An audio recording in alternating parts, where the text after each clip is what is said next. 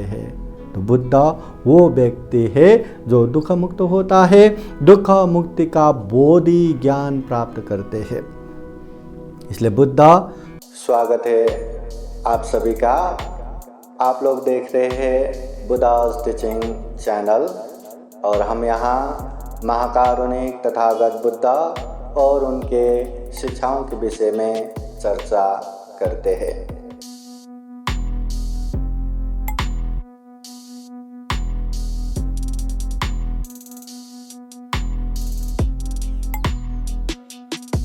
नमो बुद्धाय, स्वागत है आप सभी का। आप लोग देख रहे हैं बुद्धा's टीचिंग चैनल और हम यहाँ महाकारुणिक तथागत बुद्ध और उनके मानव हित कल्याणकारी धम्म के विषय में चर्चा करते हैं। विशेषतः ये जो भी हम धम्म देशना अभी हो रहा है बुद्धा's टीचिंग चैनल द्वारा, तो हम आप लोगों को अनेक विषय में ये धम्म चर्चा धम्म देशना देते रहते हैं। तो आइए आज भी हम एक धम्म देशना सुनेंगे। तो आज का विशेष धम्म देशना होगा बुद्ध के विषय में। बुद्ध किसे कहते हैं, बुद्ध बनने के लिए क्या करना है, बुद्ध कैसे कैसे होते हैं, तो बुद्ध के विषय में, सम्यक संबुद्ध के विषय में हम आज थोड़ा सा धम्म देशना सुनेंगे। आइए आज का ये कार्यक्रम शुरू करते हैं। सर्वप्रथम बुद्ध धम्म संघ को प्रणाम करेंगे।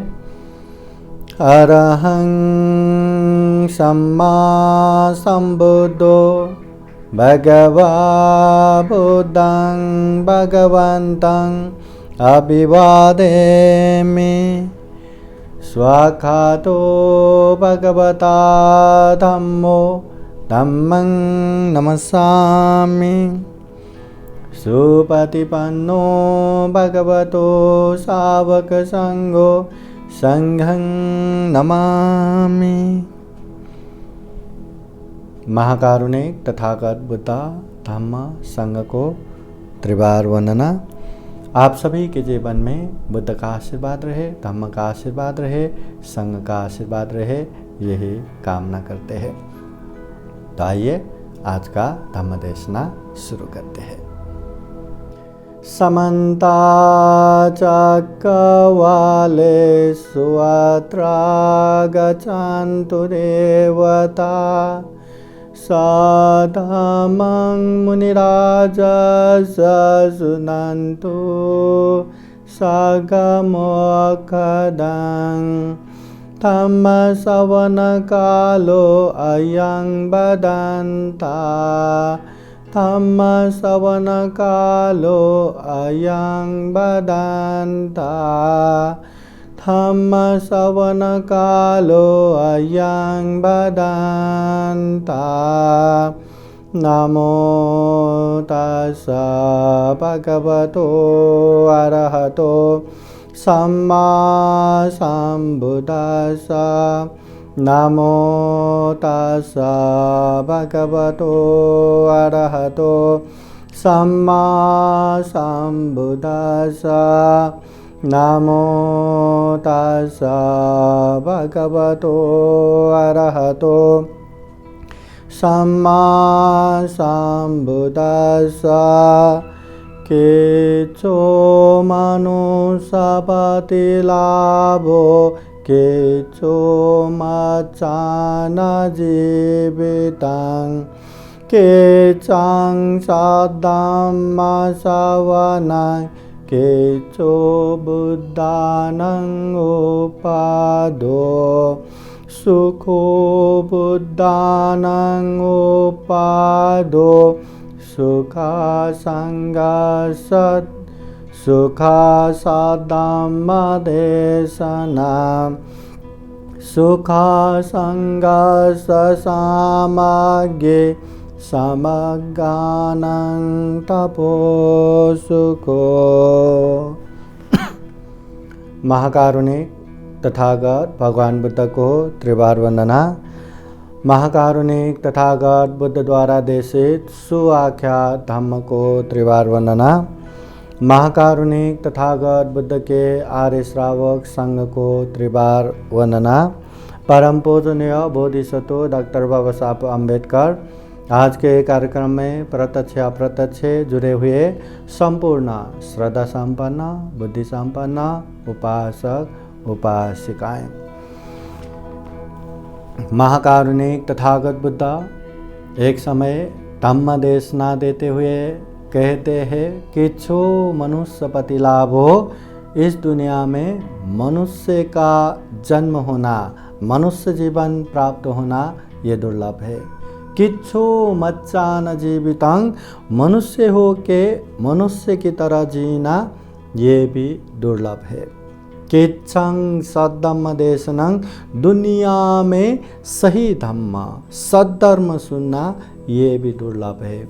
किच्छो बुद्धानं उपादो, दुनिया में बुद्ध का उत्पन्न होना दुर्लभ है। मनुष्य जीवन दुर्लभ है। दुर्लभ जीवन में अगर सद्धर्म नहीं मिला, अगर बुद्ध नहीं मिला तो मनुष्य की तरह जीना बहुत ही दुर्लभ है। इसलिए ये सही धम्म मिलना चाहिए। सही धम्म तभी इस दुनिया में मिलता है जब दुनिया में बुद्ध का उत्पन्न होता है। दुनिया में एक एक बुद्ध उत्पन्न हुआ तो वहाँ सैकड़ों नहीं, हजारों नहीं, लाखों नहीं, करोड़ों करोड़ प्राणियाँ दुख मुक्त होते हैं।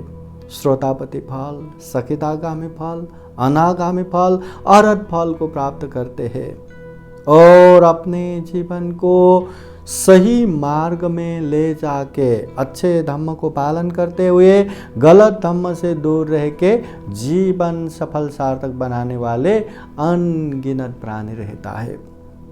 इसलिए दुनिया में ये बुद्ध उत्पन्न होना दुर्लभ है। एक समय महाकारुणिक तथागत बुद्ध इस तरह भी बताते हैं, सुखो बुद्धानं उपादो, इस दुनिया में बुद्ध का उत्पन्न होना सुखकर है। सुखा सद्धम्म देशना, इस दुनिया में सही धम्म सुनने को मिलना ये भी सुखकर है। सुखा संगस्य सामग्री, संग एकजुट होके आगे बढ़ना ये भी सुख है।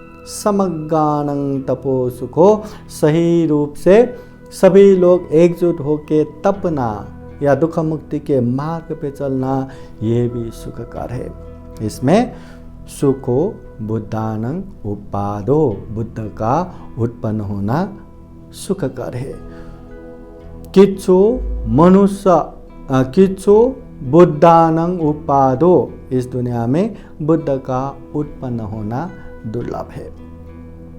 तो आज हम ये बुद्ध के विषय में थोड़ा सा चर्चा करेंगे। बुद्ध किसे कहते हैं?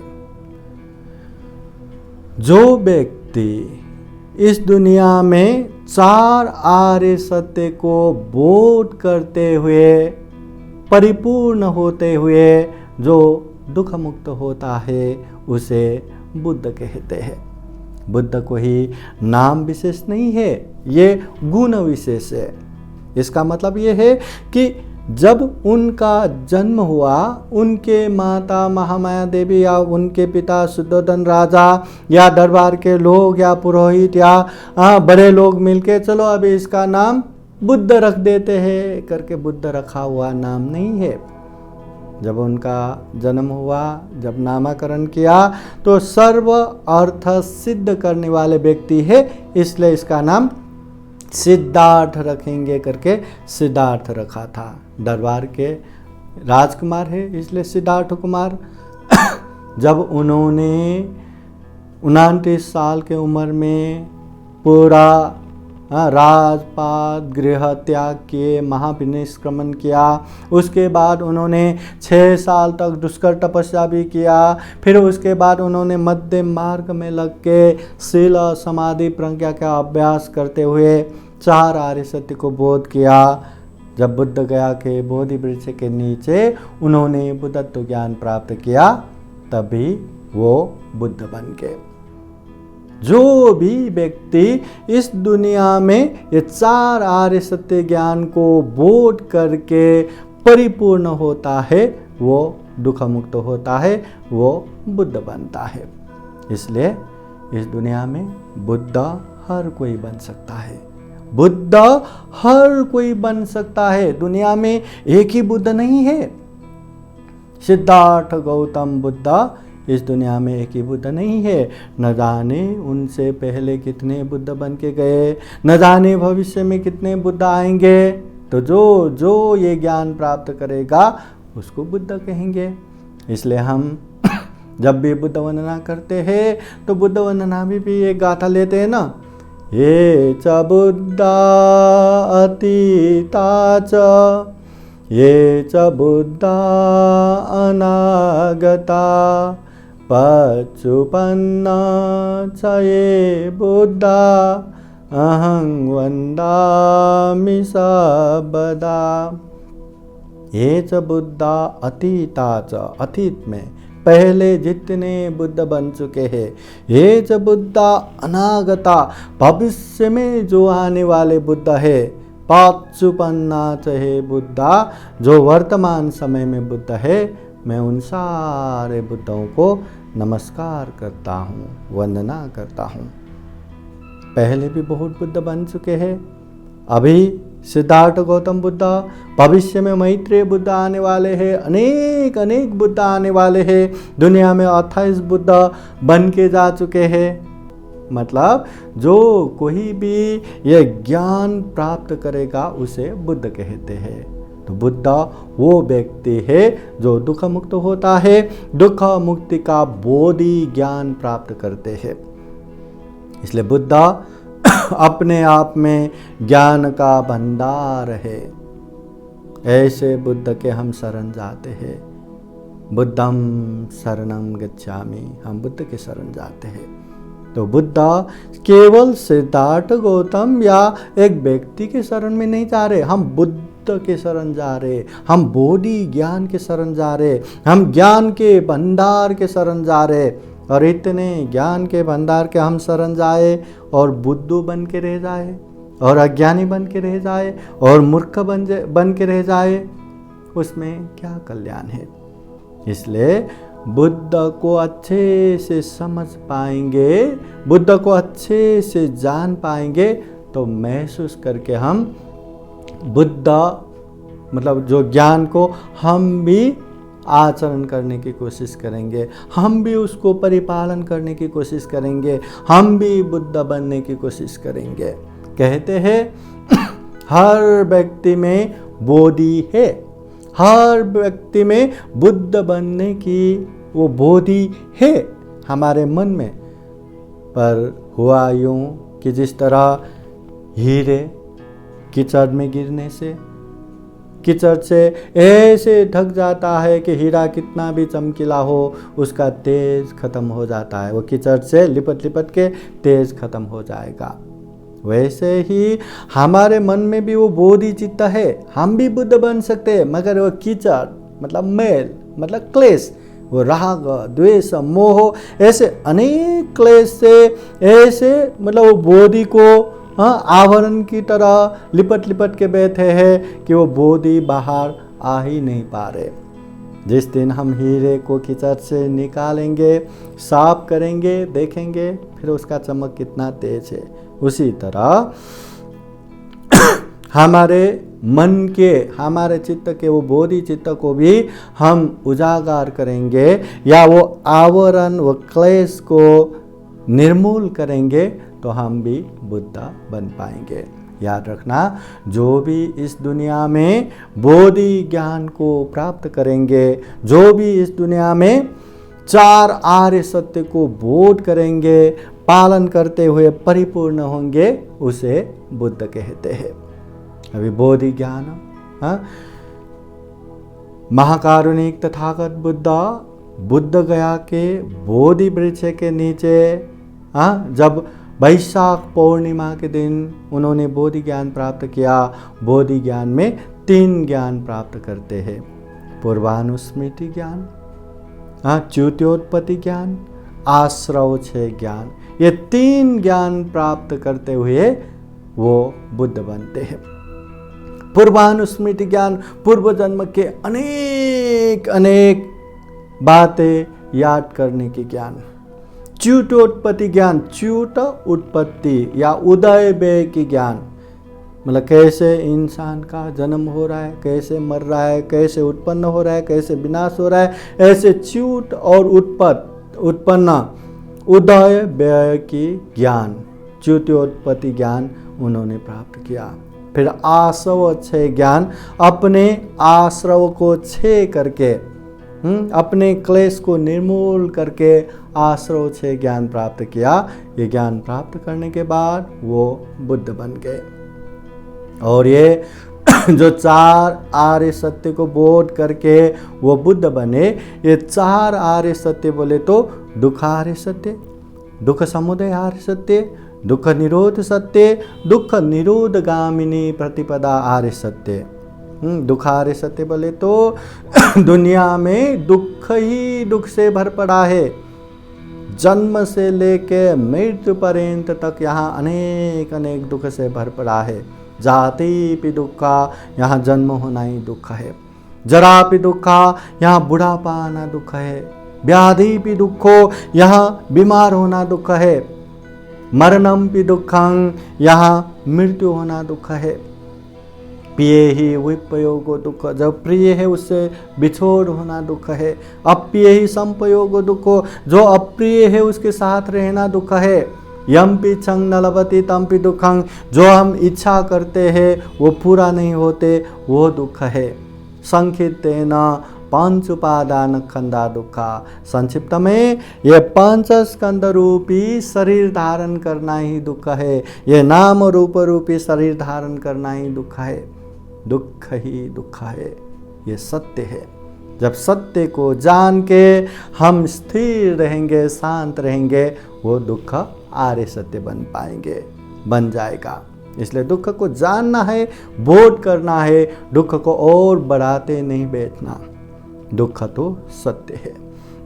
फिर तथागत बुद्ध कहते दुख समुदय आर्य सत्य। दुख है तो दुख का कारण है, दुख अकेले नहीं आता, दुख अपना कारण लेके आता है। तो दुख का कारण है तृष्णा, काम तन्हा, भव तन्हा, विभव तन्हा। ये काम तृष्णा, काम लोक में फिर से अनेक तरह से कभी ये सुख भुगतने का, कभी वो सुख भोग करने का इच्छा, काम तन्हा। भव तन्हा, ये संसार में बार बार जन्म होने की इच्छा। विभव तन्हा, ये संसार में जन्म नहीं होने की इच्छा। मतलब ये तृष्णा है। तृष्णा ही दुख का कारण है। जहाँ तृष्णा है, जहाँ अटैच है, वहाँ दुख है। फिर तथागत बुद्ध कहते हैं दुख है तो दुख का कारण है।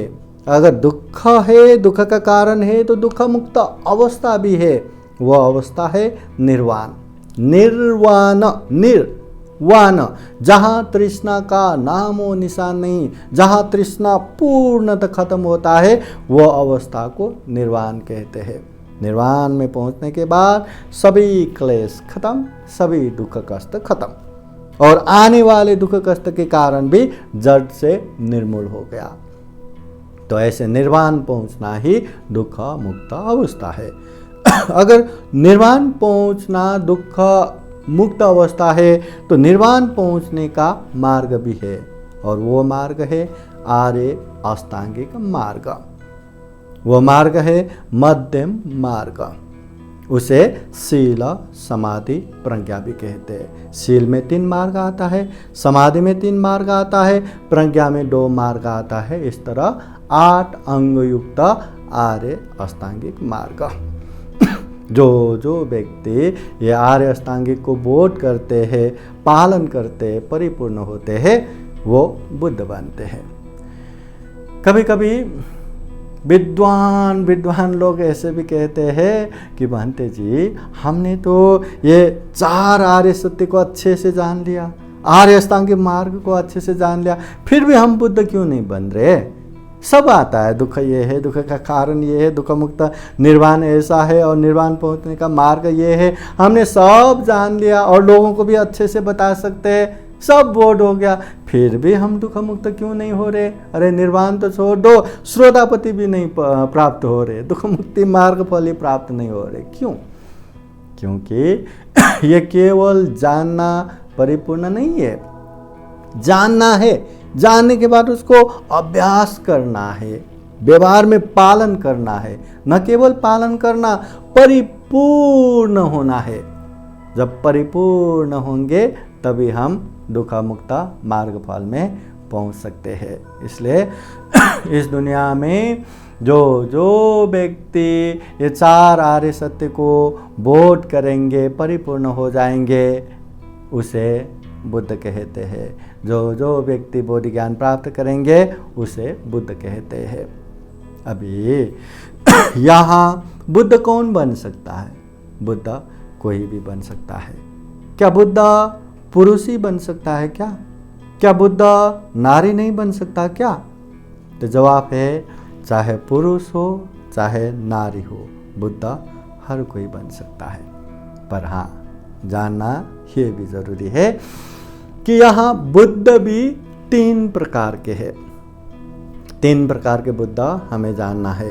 हाँ, पहला बुद्ध है श्रावक बुद्ध, दूसरा बुद्ध है प्रत्येक बुद्ध, और तीसरा बुद्ध है सम्यक संबुद्ध। श्रावक बुद्ध वो है जो बुद्ध सम्यक संबुद्ध की ज्ञान सुन के, उपदेश सुन के, अभ्यास करके दुख मुक्त हो जाता है, उसे श्रावक बुद्ध कहते हैं। जो तथागत बुद्ध के शिष्य सारिपुत्र, मौढ़ भिक्षु, पाली भिक्षु, हाँ, जितने भी अरहंत हुए भिक्षु है, वो सब के सब श्रावक बुद्ध है। तथागत बुद्ध के समय के जितने भी कृषा गौतमी भिक्षु, भिक्षुनी, पथाचारा भिक्षुनी, उत्पल वर्णा भिक्षुनी, जितने भी दुख मुक्त भिक्षुनी है, सब के सब श्रावक बुद्ध है। जो भी तथागत बुद्ध के उपदेश सुन के अभ्यास करके दुख मुक्त होता है, उनको श्रावक बुद्ध कहते हैं। तो श्रावक बुद्ध हर कोई बन सकता है। दुनिया में एक बुद्ध उत्पन्न हुआ तो ऐसे श्रावक बुद्ध हजारों, लाखों, करोड़ों हो सकते हैं। तो श्रावक बुद्ध बनने के लिए न महिला न पुरुष, हर कोई बन सकता है। फिर उसके बाद दूसरा बुद्ध है प्रत्येक बुद्ध। प्रत्येक बुद्ध वो जो बिना सम्यक संबुद्ध के अपने आप ज्ञान प्राप्त करेगा, अपने आप दुख मुक्त होगा, बस दूसरों को प्रचार प्रसार नहीं करेगा, दूसरों को उपदेश दे के नहीं बैठेगा। प्रत्येक बुद्ध खुद ही ज्ञान प्राप्त करेगा, दुख मुक्त हो जाएगा, और समय होने के बाद महापरिनिर्वाण को प्राप्त हो जाएगा, उसे प्रत्येक बुद्ध। इस दुनिया में प्रत्येक बुद्ध कब आए कब गए ये किसी को पता नहीं रहता। जब सम्यक संबुद्ध इस दुनिया में आएगा, वो बताएंगे, तभी पता चलेगा कि दुनिया में प्रत्येक बुद्ध कितने आए कितने गए। और तीसरा बुद्ध है सम्यक संबुद्ध। जो व्यक्ति खुद के मेहनत से बोध ज्ञान प्राप्त करेगा, बुद्ध बनेगा, और दुनिया को भी वो धम्म का प्रचार प्रसार करते हुए अनेक लोगों को दुख मुक्ति का मार्ग बताएगा, ऐसे व्यक्ति को सम्यक संबुद्ध कहते हैं। जैसे सिद्धार्थ गौतम सम्यक संबुद्ध है। सम्यक संबुद्ध बनने के लिए क्या करना है? क्या करने से सम्यक संबुद्ध बनता है? कितना पारमिता पूर्ण करने से प्रत्येक बुद्ध बनता है? या कम से कम श्रावक बुद्ध बनने के लिए कितना पुण्य पारमिता करना पड़ेगा? यह भी तो जानना जरूरी है। पहले जब दीपंकर तथागत बुद्ध इस दुनिया में थे, उसी समय ये सिद्धार्थ गौतम बुद्ध सुमेध ऋषि होकर जन्म हुए थे। उसी समय में वो दुख मुक्त होने की कैपेसिटी रखता था, इतना क्षमता था, फिर भी उन्होंने दुख मुक्त होने की इच्छा नहीं किया। उन्होंने भी सम्यक संबुद्ध बन के दुनिया को हित उपकार करने का मार्ग चुना। फिर वो सम्यक संबुद्ध बनने के राह पे चले। उस समय जब वो सुमेध ऋषि होके जन्म हुआ था, बहुत ही धनाढ्य परिवार में उसका जन्म हुआ था। जब पढ़ लिख के शिल्प विद्या सीख के थोड़ा बड़ा हुआ था, उसके माता पिता गुजर गए। फिर पैसे का लेखा जोखा करने वाला जो कोषाध्यक्ष रहता है, वो कोषाध्यक्ष ने उनको ये आपका धन संपत्ति इतना इतना है करके दिखाया, तो देखते रह गया। इतना धन संपत्ति पर मरते हुए मेरे माता पिता ने कुछ भी लेके नहीं गया। तो सुमेध ऋषि उन्होंने सोचा कि मेरे माता पिता ने ये धन संपत्ति मेरे लिए छोड़ के गया, पर मैं छोड़ के नहीं जाऊंगा, मैं अपने साथ ही लेके जाऊंगा। अब धन संपत्ति कैसे साथ लेके जा पाएंगे? फिर उन्होंने दुनिया को दान देना शुरू किया। इतना दान देना शुरू किया, पर इतना धन संपत्ति कमी नहीं हो रहा है। फिर वो सोचने लगा, अगर ऐसे में दान देता जाऊं तो मेरा जिंदगी निकल जाएगा, ऐसा भी ठीक नहीं। तो उसने सबको घोषणा कर दिया, जिसको जो जो चाहिए लेके जाओ, मेरे तरफ से दान है करके सार्वजनिक दान देके छोड़ के चला गया। हिमालय पर्वत में ऋषि भेष धारण करके एकदम श्रमण जीवन जीने लगा। उसने रिद्धि शक्ति भी प्राप्त किया, ध्यान भी प्राप्त किया। और ऐसे समय में जब दीपंकर तथागत बुद्धा कि वो नगर में आने की तैयारी चल रहा था, तो ये देख के वो भी वहाँ गए। अरे क्या हो रहा है? तो यहाँ बुद्ध आने वाले, दीपंकर बुद्ध का नाम सुनते ही, अरे दीपंकर बुद्ध आने वाला है, तो सब लोग क्या तैयारी कर रहे हैं, मैं भी कुछ करूँगा, मैं क्या कर सकता हूँ। तो लोगों ने, ये आकाश मार्ग से आए हैं, पहुँचे हुए ऋषि है, कुछ भी कर सकता है, चलो सबसे कठिन जो रास्ता जो खद्दा खुद्दी है, बहुत ही कीचड़ है, वो साफ करने के लिए देता हूँ। उसको वो जिम्मेदारी दिया। उसने खुशी खुशी वो काम हाथ में ले लिया। अभी चाहे तो अपने रिद्धि शक्ति से क्षण भर में वो रास्ता बना सकता था, पर उसने सोचा इतने बड़े बुद्ध आ रहे, मैं क्यों अपने शारीरिक परिश्रम से ही उसको ठीक करूँगा। उसने यहाँ वहाँ से मिट्टी लाके ये वो लाके वो रास्ता बनाने लगा। पर इतना कठिन था कि बनाते भी जब दीपंकर तथागत बुद्ध सवारी हो गया, तो अभी भी थोड़ा सा रह गया। अभी इतने बड़े भगवान बुद्ध को क्यों कीचड़ से चलवाऊं? वो शरीर त्याग करते हुए कीचड़ में ही लेट गया और बुद्ध को प्रार्थना करने लगे कि भगवान आप मेरे शरीर के ऊपर से होके जाइए, पर आप कीचड़ में पैर न रखिए। दीपंकर तथागत बुद्ध ने उसके श्रद्धा भाव देखा, समर्पित भाव देखे, फिर उसके शरीर से होके ही चला गया। बाकी किसी भी भिक्षुओं को आने नहीं दिया, वो चला गया और उसके प्रति प्रसन्न होते हैं। अगर सुमेध ऋषि, वो ऋषि जिसने अपने जान तक अर्पण करते हुए कीचड़ में लेट के अपने शरीर के ऊपर से जाने के लिए जो समर्पित भाव से, त्याग भाव से जो प्रार्थना कर रहे, अगर वो सुमेध ऋषि चाहते तो उसी समय दीपंकर बुद्ध का उपदेश सुन के आराम से दुख मुक्त हो सकते थे। इतना कैपेसिटी था उसमें, उतना क्षमता था। फिर भी उन्होंने सोचा, जिस तरह दीपंकर तथागत बुद्ध इतने भिक्षुओं के साथ स्वभावमान होके इतने उपासक उपासिकाओं के हित उपकार के लिए चारिका कर रहे, तो मैं भी ऐसा बनूंगा, मैं भी ऐसा काम करूंगा। दीपंकर तथागत बुद्ध के पास जाके प्रार्थना करते हैं, भगवान आपने जो ज्ञान प्राप्त किया, मैं भी वही ज्ञान प्राप्त कर सकूं, मैं भी लोक में बुद्ध बन सकूं। अभी बुद्ध कोई वरदान देने वाला व्यक्ति तो है नहीं कि तथास्तु बोला और बुद्ध बन गया, पर बुद्ध सम्यक संबुद्ध है, अतीत अनागत सब कुछ जानते थे। तो उन्होंने सुमेध ऋषि को देखा और उनका भविष्य भी देखा कि भविष्य में जाके ये बुद्ध बन सकता है कि नहीं, तो बन सकता है। ये सब जानने के बाद दीपंकर तथागत बुद्ध उनका नियत व्याकरण करते हैं, मतलब निश्चित भविष्यवाणी करते हैं कि आज से इतने इतने समय के बाद दुनिया में सम्यक संबुद्ध सिद्धार्थ गौतम बुद्ध होके जन्म होंगे। उनके माता महामाया देवी, पिता सुदोधन राजा, उनका राज्य कपिल वस्तु, उनके अग्रश्रावक सारिपुत्र, मौडगलायन, उनके उपस्थापक आनंद भिक्षु, ऐसा सारे चीज बताते हैं।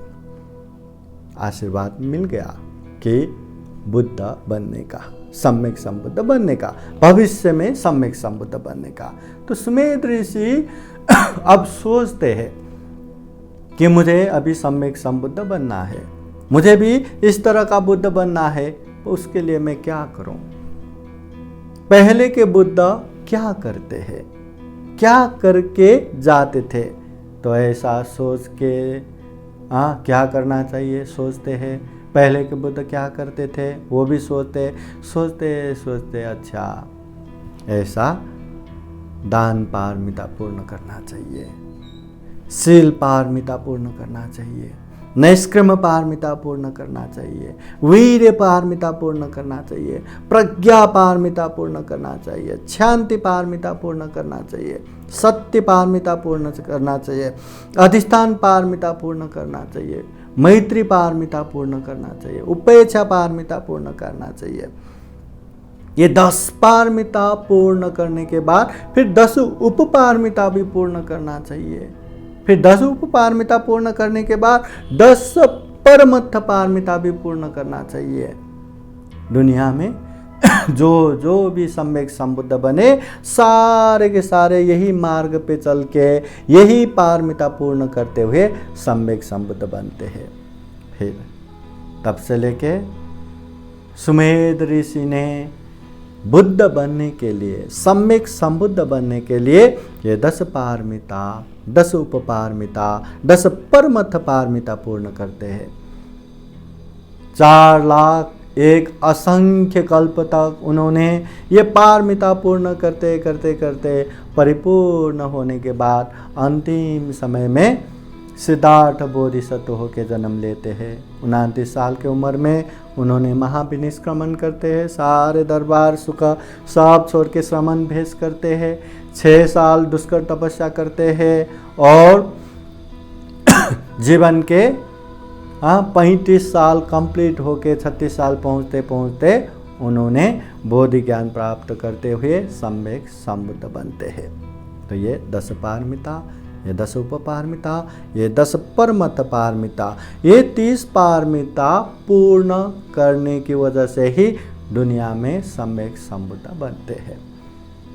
10 पारमिता बोले तो या मतलब अच्छे से पालन करना हो गया। 10 उपपारमिता बोले तो शरीर के अंग प्रत्यंग नाश भी हो या अनेक दुख कष्ट भी हो तो भी पालन करना हो गया। और परमत्थ पारमिता बोले तो एक्सट्रीम अति शरीर के जान प्राण त्याग करके भी मतलब मर के भी जो पारमिता पूर्ण करते वो परमत्थ पारमिता। जैसे दान पारमिता का देखे तो अपने पास जो भी है वो दूसरों को दान देना, ये दान पारमिता। जैसे एक भरे हुए बोतल को उल्टा कर देंगे, ढक्कन खोल के उल्टा कर देंगे तो जितने भी वो बोतल में पानी है सारा का सारा नीचे गिर जाएगा, एक बूंद भी उसमें नहीं रहेगा। उसी तरह अपने पास जो भी है जितना भी है सब दूसरों के हित उपकार के लिए जो त्याग करना, ये दान पारमिता। फिर अपने शरीर के अंग प्रत्यंग भी दूसरों के हित उपकार के लिए दान देना, ये दान उपपारमिता। जैसे खून दान देना, किडनी दान देना, आँख दान देना, ये दान देना, वो दान देना, शरीर के अंग प्रत्यंग दूसरों को दान देना, ये दान उपपारमिता। फिर ये शरीर त्याग करके भी या जान प्राण अर्पण करके भी मर के भी जो दान देते हैं वो दान परमत्थ पारमिता हो गया।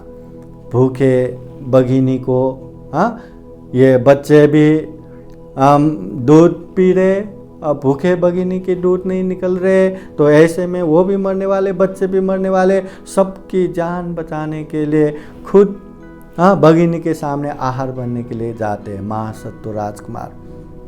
उतना ही नहीं, वो भूखे बघिनी इतना भी शक्ति नहीं कि सामने पड़े शिकार को भी खा सके। ऐसे समय में एक धारदार कोई लकड़ी ऐसे लेके खुद का मांस काट काट के उसके मुंह पे डाल के खुद मर जाते हैं। इतना दान, ये एक्सट्रीम परमत्थ पारमिता।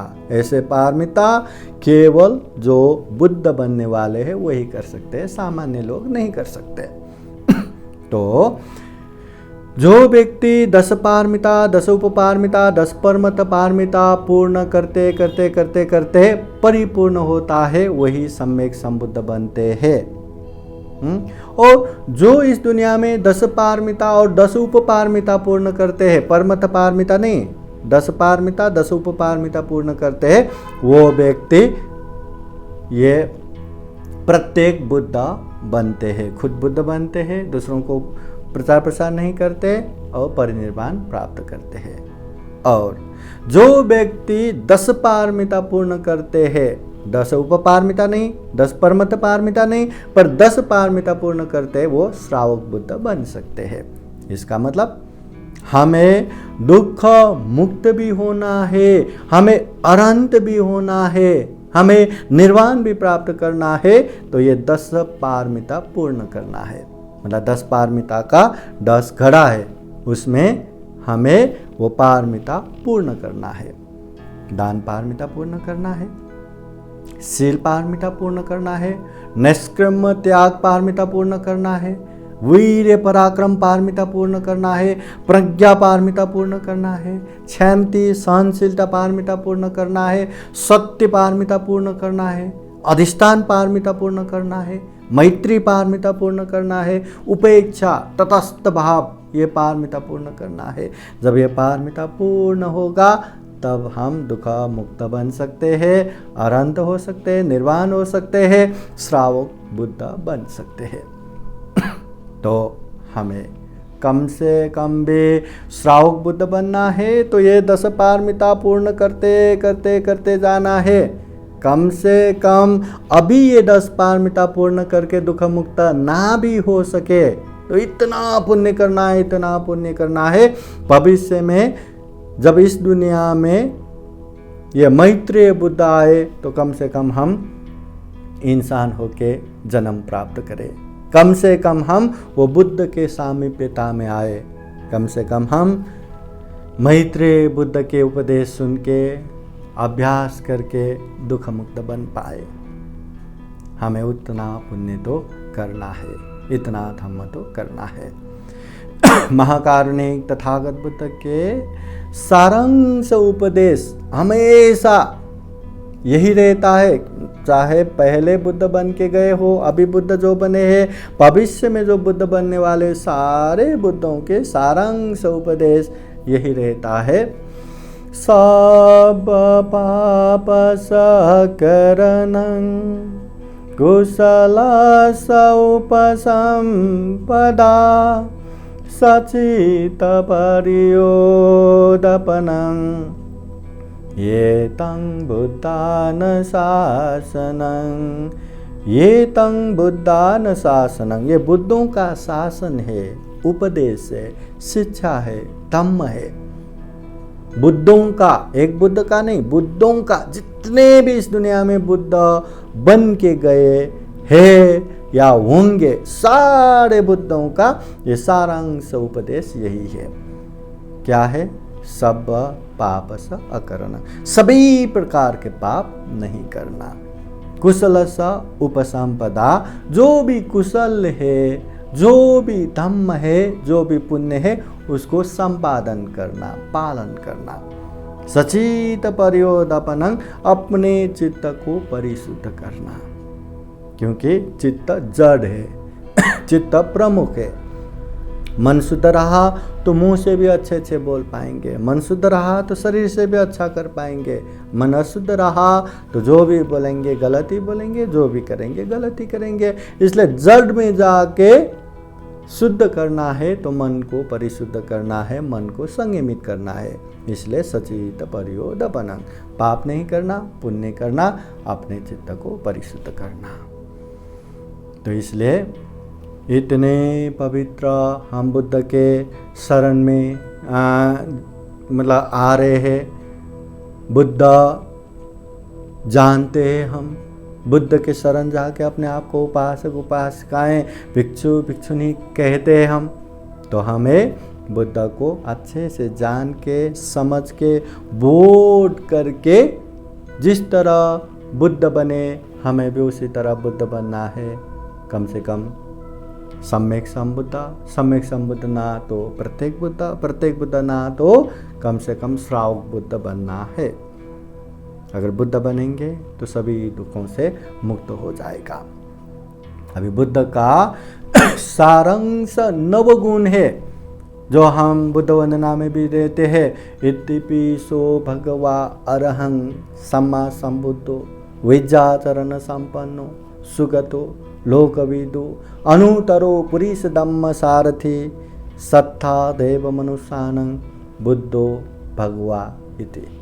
9 गुण धम्म तथागत बुद्ध में रहते हैं। जो बुद्ध बनते हैं, सम्यक संबुद्ध बनते हैं, उनका ये 9 गुण है। अरहं, सभी प्रकार के शत्रु खत्म हो चुके हैं, मतलब मन के क्लेश खत्म हो चुके हैं, दुख मुक्त हो चुके हैं, वो अरहत है।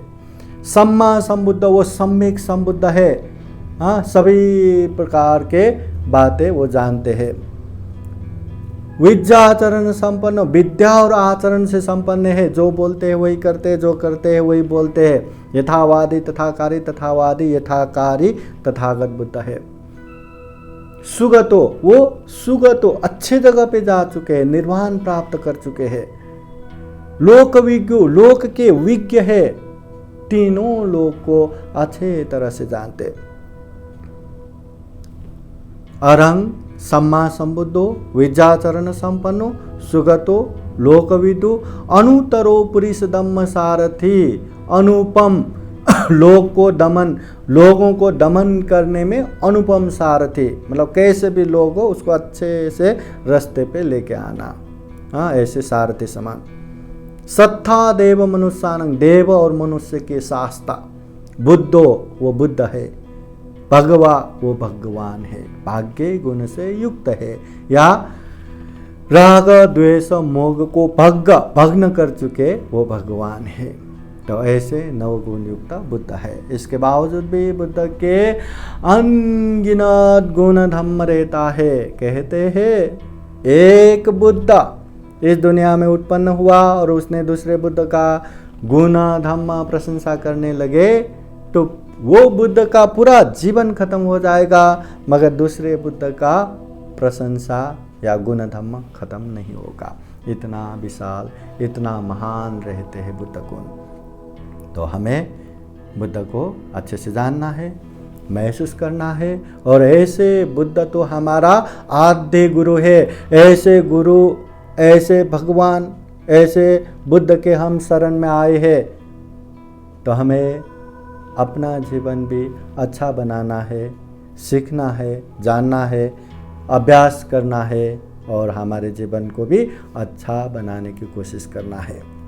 तो इसलिए ऐसे दुर्लभ जीवन में ऐसे बुद्ध मिला, ऐसे बुद्ध के सद्धर्म मिला, तो वो सद्धर्म को ग्रहण करते हुए, वो बुद्ध को जानते हुए मनुष्य की तरह जी सके, ये जीवन को सुख शांतमय बना सके, यही कामना करते हैं। फिर एक बार हम भी अपने जीवन में खूब बुद्ध के उपदेशों को जान सके, समझ सके, पालन कर सके, और ये दुर्लभ या अमूल्य, ये सर्वश्रेष्ठ मनुष्य जीवन को सफल बना सके, सार्थक बना सके, ऐसी कामना करते हुए ये आज का ये धम्म देशना यहीं समापन करते हैं।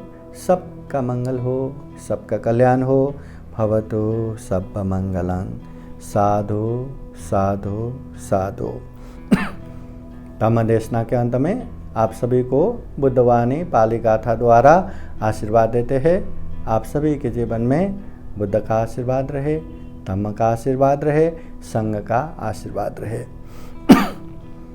सभीतियो विभाजन्तु सब्बरोगो विनाशतो माते भवतु अन्तरायो सुखी दीर्घायुको भव भवतु सर्वमङ्गलं रक्षन्तु सर्वदेवता सर्वबुद्धानुभावेन सदा सोऽथि भवन्तु ते भवतु सर्वमङ्गलं रक्षन्तु सर्वदेवता सर्वधर्मानुभावेन सदा सोऽथि भवन्तु ते भवतु सर्वमङ्गलं रक्षन्तु सर्वदेवता सर्वसङ्घानुभावेन सदा सोऽथि भवन्तु ते इच्छितं पाचितं दुह्यं क्षिपमेव समीचतु सर्वे पुरन्तु चित्तसङ्कल्पा छन्दोपन्नरसो यथा आयु आरोग्य सम्पत्ति सर्गसम्पत्तिमेव च अतो निब्बान सम्पत्ति इमिनाते समीचतु साधु साधु साधु बुद्धं नमामि धम्मं नमामि संघं नमामि अहं वन्दामि सर्वदा। सबका मंगल हो, सबका कल्याण हो, सुखी हो, सुखी हो, सुखी हो। साधु साधु साधु। बुद्धं नमामि, बुद्ध को नमन करता हूँ। धम्मं नमामि, धम्म को नमन करता हूँ। संघं नमामि, संघ को नमन करता हूँ।